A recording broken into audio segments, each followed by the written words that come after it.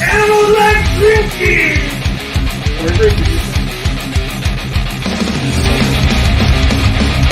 Cheers.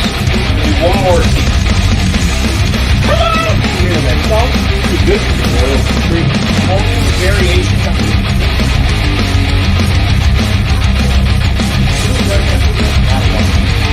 fit your lifestyle. Happy Valentine's.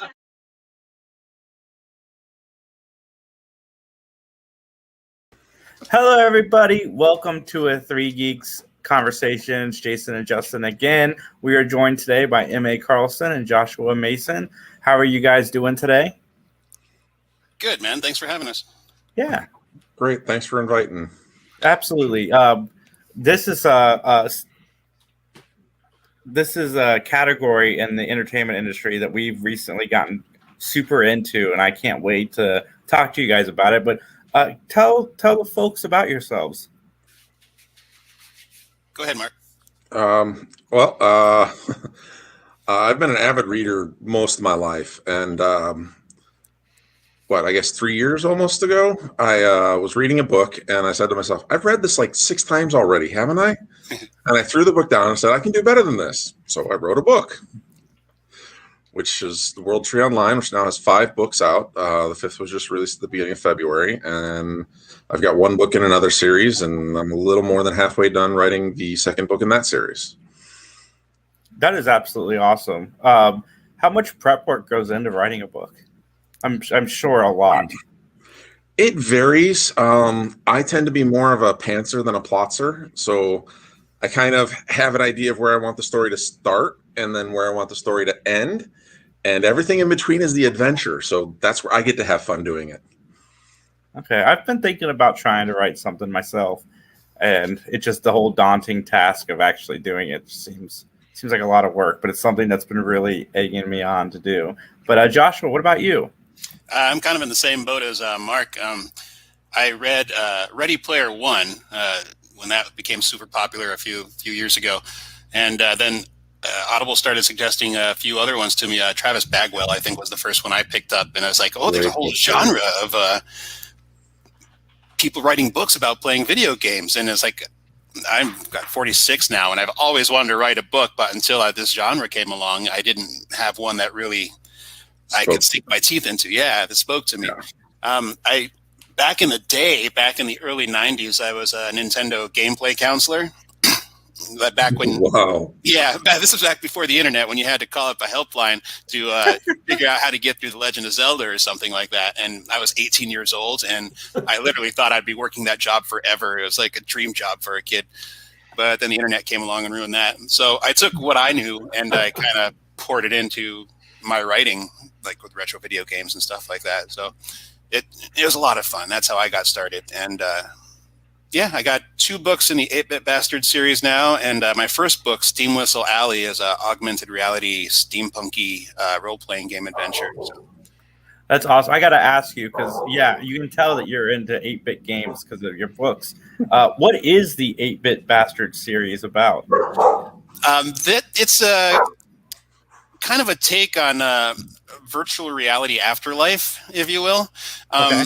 There's this whole upload your consciousness when you die thing going on. A lot of books have taken that trope and ran with it.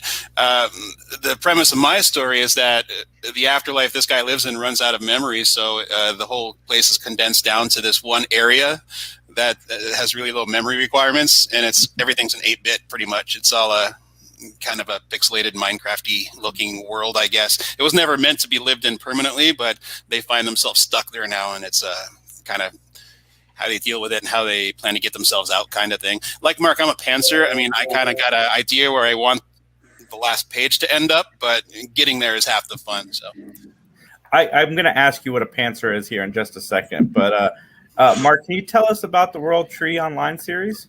So World Tree is my take on an epic, massive adventure with it basically follows around the main character, whose nickname is Bye Bye, and that's his main character in the game, and his trials and tribulations of going through this game world and basically trying to find a way to enjoy the game as part of his life while dealing with some unintended consequences from when he was a kid that have kind of transferred into the game.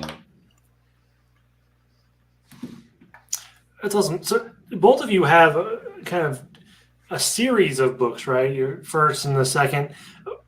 My question around that is, I'm trying not to spoil. Oh yeah, no worries. My question though is, how much layering in the first book to prep for the second book, and how do you know when that break is? When's a good break between the two books? You know, it's like. You want to take this one, Mark? Well, I got my ideas on it, but yeah, for me, it's okay. Each book is a specific adventure within this world, the World Tree, this virtual reality MMORPG, where the main character goes into this game for a month at a time, and he basically lives life there. Sure. So within each month, there's a main story to be resolved. So in the first book, it's the town is beset by wolves who are being controlled by a werewolf who who basically took a god prisoner within his body. And then that was the main goal, was to get past that. Sure. And then each book is another adventure, but they all kind of play into each other and build off the previous book. yeah. I think video games set that up well. I mean, because when you play a video game, you There's know, levels, it's like, yeah. when you play Final Fantasy 1 through 15 or whatever, each one is its own story with a end boss pretty much. And I find that the end boss is like usually a big thing in this. Lit RPG in general is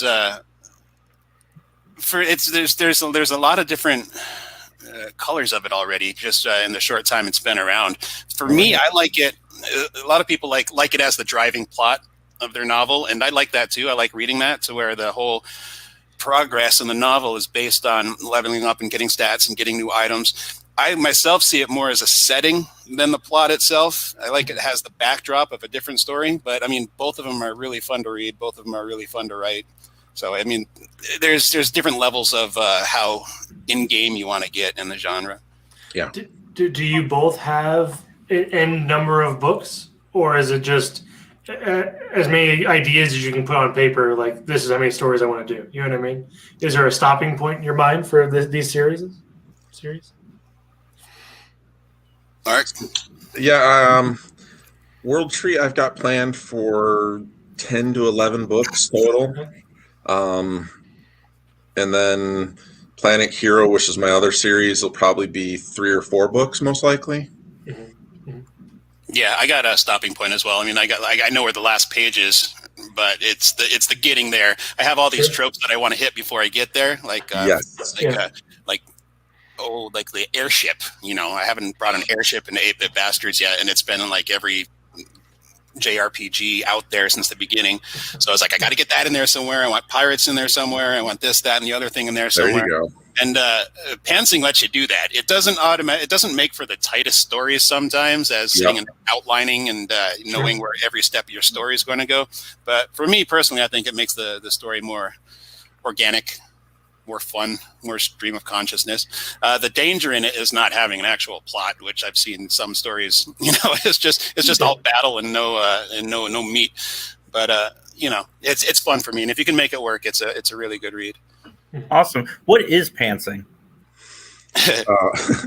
Very simply, it's you write by the seat of your pants. You don't really have much of a plan. So there's the plotter, and I've tried plotting where you basically say, okay, in this chapter, I want to tackle this, and this is where this chapter is going to end. And personally, I found that kind of took the fun out of it, because now I no longer had that adventure from beginning to end. Yeah. Mine, I pants too. I try plotting, and I tried plotting most recently because I've switched from, with the whole pandemic thing that's going on, I was like, oh man, I'm going to get so much writing done. It's going to be awesome. Be stuck out, and it didn't happen. I just binge watch series, and it's like tomorrow. And recently I started dictating instead of typing. Sure. So I found myself, I put on 30 pounds just during this whole pandemic thing. So I'm going on these long walks, and I'm just dictating the story and putting it into Dragon software when I get home, and there's 4,000 words from a 2-hour walk, and it's just mind blowing to me. And the stream of consciousness writing just kind of hits me as I turn a corner onto 4th Street or whatever. It's like, oh, let's go here and see what happens. And, sometimes I'll have to delete a whole 1,000 words because I didn't like the way it was going. But more often than not, I find myself going on these juicy little tangents that are good for the story. Awesome. I got to ask you, since this has been the pandemic, what shows have you been streaming? Like, what's your top 2? Oh, me? Yeah. What did I I'm going to ask Mark next. I rewatched a lot of the old ones I liked. For some reason, we just got into True Blood, which I never thought I would ever watch, but it's actually pretty damn corny. And I didn't know it was a comedy, really. So I was like, okay, I guess I can watch this. I found my bar has been lowering and lowering and lowering the more I'm. But what else did we watch recently? Oh, I watched Designated Survivor. Just whatever I can find on Netflix that's really good. Jack Bauer in the President Office. Yeah. Whatever's on there. I mean, it's I've been expanding my mind a lot. Of course, I rewatched all the Star Treks from beginning to end, and that's kind of fodder for another series I'm planning here. But yeah, I can ask, do you like Discovery and Picard? Oh yeah. Good. I'm glad there's somebody else out there. Thank I you. like the old Star Trek and I like the new Star Trek. Yeah, I love Discovery, man. It's I love where it's going. I love the ship. They got detached warp nacelles now. It's like, why didn't you think of that 20 years ago? And Picard, the first episode of Picard, where he's talking about what happened with the whole Mars thing. Yeah. The acting from Patrick Stewart in that episode was so fantastic. Oh, he's a genius. I mean, I can't wait for the next season. It's what I look forward to right now as far as TV goes. Is new Star Trek's coming out. Even the Lower Decks was kind of a funny little cartoon. It got better as it progressed. Yeah. Mark, what have you been watching through this pandemic? Oh, geez. So my wife generally has control over the remote. I'm just going to say that up front. So we've been watching a lot of British Bake Off and oh God, yes. What else? Like Top Chef and Iron Chef and things like that. I recently finally got to watch Cobra Kai. Really enjoyed that. Yes. All 3 seasons? All 3 seasons. In one night? No, that would never fly. I got through season 1 in one night, thank God. Well, like one day, but yeah, I work from home, so I go through a lot of TV, and I think Cobra Kai has been the easiest show to binge. Yeah. It's just enjoyable. It's a very good flashback to the 80s and when you grew up, and just I like it. I like it that the flashback seems like it's ham-fisted. It seems like it's they're hitting you in the face with this 80s nostalgia, but it just blends into the story so well. It really does. Yeah. It's been great. And I try to do that in my books too. I mean, it's like I got to write in all these like 80s and 90s video game references, but I don't want to just make it, sprinkle them in there. I want to make it kind of have a point for the reference somehow instead of just saying, bam. They've done a really good job in that show of that. Like when they bring characters back, they kind of find a way to do it organically. Yeah. I got to say, season 3, when they brought Sato back and Sato kicked Daniel's butt and the liver dye was just great. Oh yeah. All of it. That was an ultimate payback. He was the bad guy from Karate Kid 2, right? Yeah. And I'm I don't remember if his name was Sato. Sato, I think, was the uncle. But anyway. We're getting fake Seagal from the 3rd movie back in the 4th season. Mm-hmm. Who's that? He was the other Cobra Kai instructor besides Kreese. Yeah, it sounds like he'll be there in the 4th season. Kreese is such a Silver, very silver. He plays such a good bad guy. Yeah. And then he does his Geico commercials with Koala Kai. So do you pull ideas from the shows that you enjoy and so forth? Because you said you just watched a bunch of Star Trek and you were hoping to kind of use some of that for future storytelling.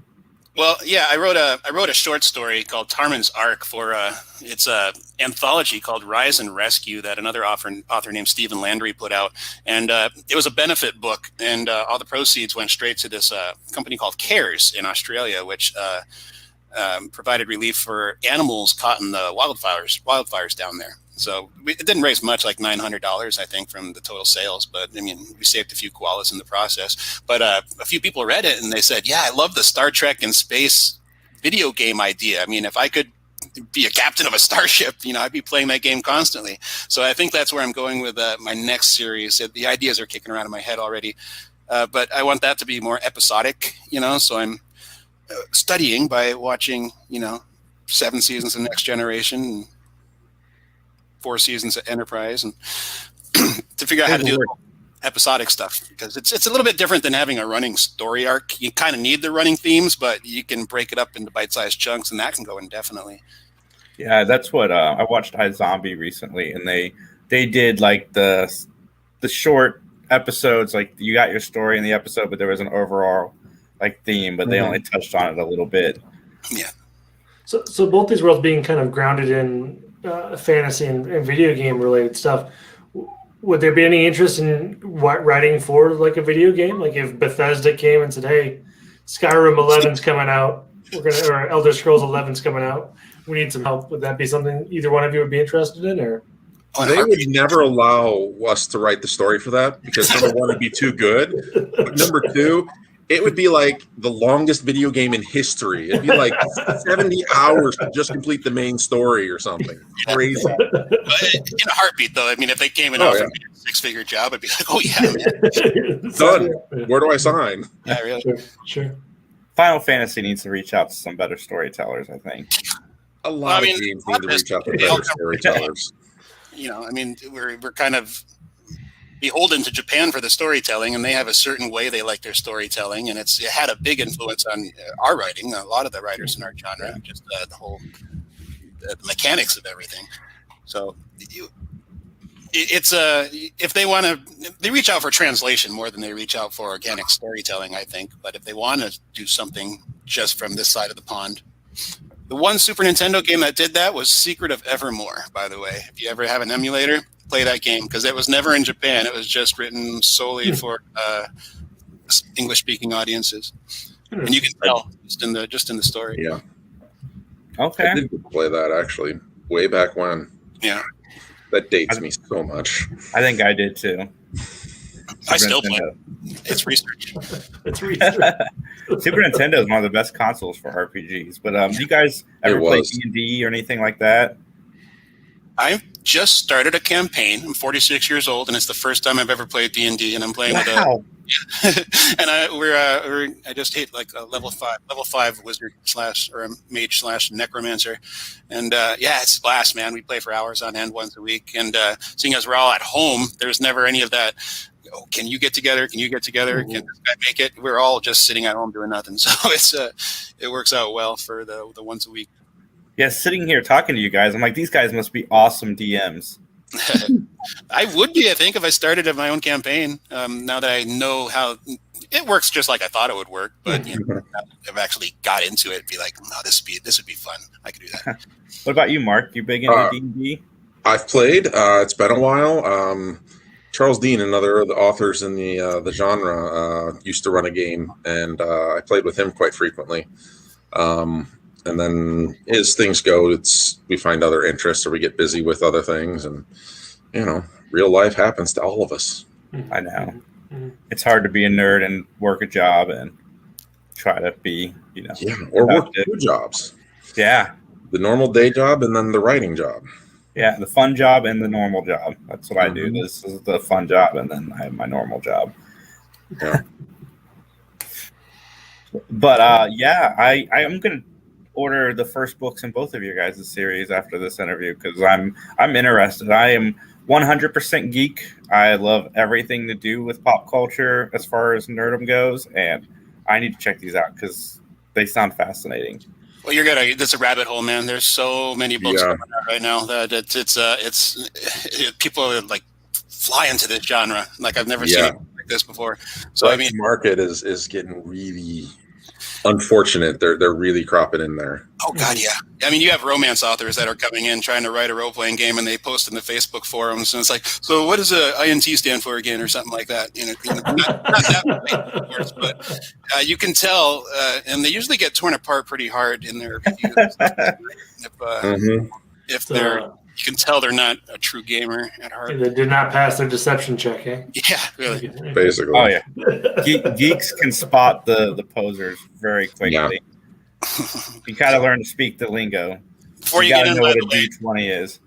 you'll hear two things. You'll hear lit RPG and you'll hear game lit. And the geek dictionary holders have really drawn the lines as far as what these definitions go. I think it's a spectrum like anything else pretty much. But they say lit RPG is the plot of the story depends on the progression of the stats and everything like that. They say the stats is what drives the story. And game lit is more... game elements sprinkled into the literary work. And I tend more to game lit, although my stats do play a big part. But yeah, you also hear crunchy, and I don't know what the opposite of crunchy is. Creamy? If you're talking about peanut butter, for sure. But crunchy means like you're going to have stats on every page. Like there's some that just every single item you pick up, they're going to tell you the stats on that item, even if it's just a rusty dagger or a torch or something like that. And you end up with these. You end up with these 12. My first series, World Tree, is extremely crunchy. It is considered very much lit RPG. Yeah. So do you pop up with the stat block of that item? Like, oh yeah. Oh, that's sweet. I like that idea. So I got really good at integrating tables into Microsoft Word and all the formatting and everything. So it's there. But and then my second series, Planet Hero, which is superheroes, is more game lit. So forgive me. So are we when we do the stat block stuff? Are you tracking like the damage rate of the weapon? Like, oh yeah, in terms of the hit points? Oh man, that'd be painful. Sometimes it can be. I can spend a good 40 minutes looking at a stat sheet and saying, okay, does this make sense? Does this number add up right? Does this math work out? This weapon with this buff and this and that, and it's like, did this damage make sense? The readers will let you know too if you forgot to carry your 3, or whatever. They will let you know if something doesn't add up. Hey, your stat here looks wrong. I mean, you said you had this many in this, and oh my god, help! I started writing really crunchy when I wrote, and then after like 2 chapters of just calculator work, it's like, we'll just. Yeah, I'd leave the min-maxing to the readers because that's going to get real hard. Yeah. So I can't imagine what the fans say if anything gets out of place, because I reviewed Star Trek Beyond with a friend of mine, and he's a hardcore Trekker, and he's like, they didn't have that kind of warp back with Kirk and Spock. That wasn't even invented yet. So why is it in that movie? And we had a whole debate about the warp drive. So I can imagine. Hey, now we travel by mushrooms, so that's good. Yeah. I want to thank you guys so much for coming on. This has been a lot of fun chatting with both of you. I think you've got customers with Justin and I, because I think we're both fascinated. Justin, I don't know if Justin's the same as me, but I just found out about this genre of book a few weeks ago when Annalise messaged me, and I'm fascinated. I don't know how I missed it, because this is right up my alley. Oh yeah, that's a lot of people sneaks up on you. That's happened to me. That's probably what happened to everybody that's writing in this genre. It's like, I can write this. That's, you have that aha moment. That's like, I can do this. Yeah. This guy's 5,000 copies. I can do this. And this. Well, again, it was for me. I was reading so many of them, and suddenly I was getting to this one book, and I was in it. It's like, another Trapped in the Game, really? Come on. And I just basically threw the book down and said, I can do better. And so, and I get the feeling a lot of authors that go into this genre that aren't the right to markets, that's kind of where they're at, is they kind of hit this point of, I've got this really great story idea. I know the system I want to use. I'm going to put it on paper and see if people enjoy it. Yeah. Did you start on Royal Road, Mark? No, I didn't. I jumped straight into the Amazon craze.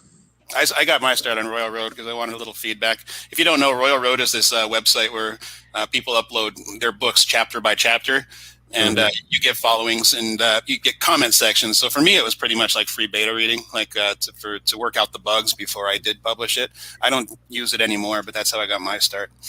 Yeah. Awesome. Royal Road is. Sorry. I was going to say, Royal Road has had a lot of issues recently with plagiarism. People will take entire books, post them on Amazon as their own works, and make a quick buck off of it. Yeah, that's why I don't use it anymore. Yeah. Where can everybody find your guys' books online? So I use Kindle Unlimited, which is Amazon's exclusive program where I get paid for every page that gets read. Okay. So I am exclusively on Amazon for the digital ebooks and paperbacks. Okay. And then Annalise Spectrum Audio handles all of my audiobooks, and she goes everywhere. She's starting. Did you hear what she's starting? I don't know. I can't talk about this yet. Never mind. Well, I'm messaging her now. What are you starting? I'm going to message her now because I haven't heard this. I didn't say anything. Didn't say anything. Yes, you did, Josh. You gave away the bag. You let the cat out of the bag. I forget what about that you, Josh? broadcast. I thought I was just talking to 3 guys in a room. That's right. That's right. Oh, Where you can are. Don't find worry. your book, Josh? What was that? Where can you find your book? I'm like him. I'm Amazon only, Kindle Unlimited. Kindle. You can either buy the ebook outright, or you can read it page by page, and we get paid page by page. Or you can do both if you really like the book. Also paperback versions, and I'm also on Spectrum Audio with 8-Bit Bastards. Steam Whistle Alley was released by I paid a private narrator to do that, so that's also on Audible. That was my first book. There's a couple things I want to go back there and kind of fix, which you're at liberty to do when you self-publish. But I like it for the adventure it is. It's still pretty fun, and it's got a little following out there. So Awesome. Where can people find you online, social media, and so forth? Okay. Okay. Easy. He's happy to see you. You got a website, Mark? Dog. Sorry. What's that? You got a website? Yeah.